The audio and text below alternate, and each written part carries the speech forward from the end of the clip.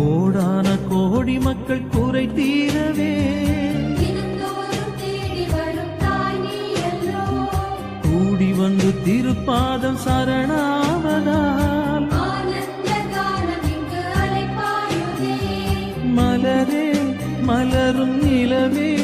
உள்ளம் மகிழ்ந்தோ